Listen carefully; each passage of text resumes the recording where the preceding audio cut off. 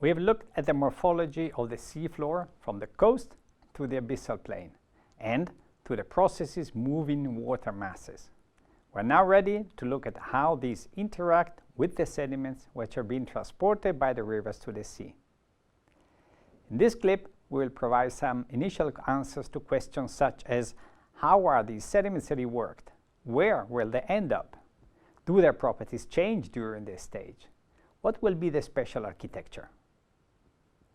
We will begin looking at coasts away from deltas or estuaries, and which are dominated by the action of tides. This means that waves are of subordinate importance. Tides cause changes of sea level and thereby a gradual transgression and regression of the water covering the intertidal domains. The width of the area covered and uncovered during tides is a function of the height of the tide and the steepness of the coast. In cases such as the famous one you see in the picture, it can be of several tens of kilometers. In the map view, we can see the phenomena associated with the rise and fall of sea level driven by tides.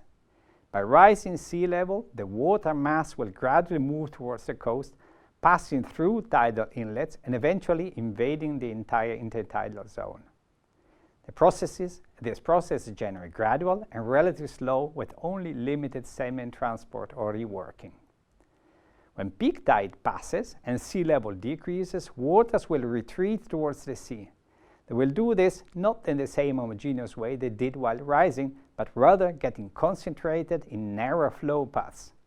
Because of the narrower paths, velocity will increase and tides become erosive, forming a network of channels and bringing sediments back to the sea. This is then what the tide-dominated coast looks like.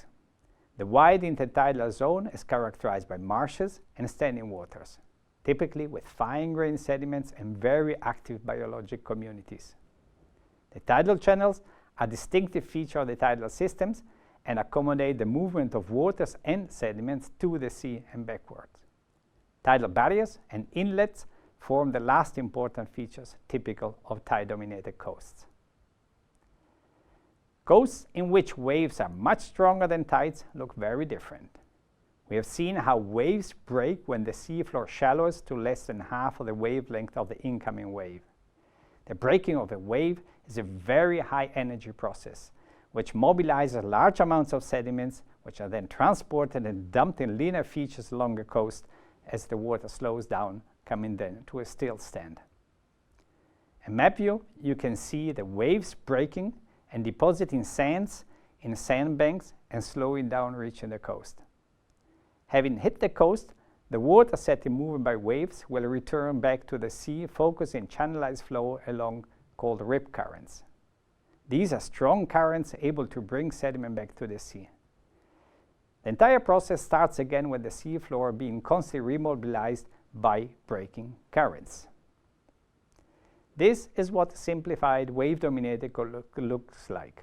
Elongated ridges and barriers, often also submerged.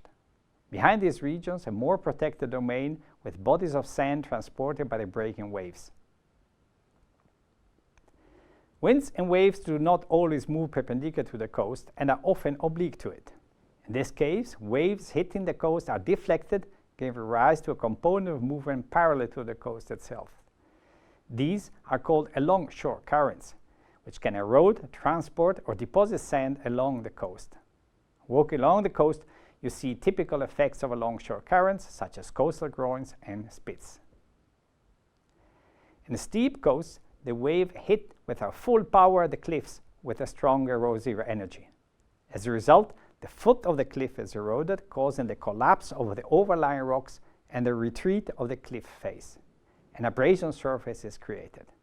Steep coasts are very different from flat and shallow coasts. The coastal domains areas are regions of great scientific and technical interest, are areas of great importance, economic importance too. We are now ready to make the next step of our journey.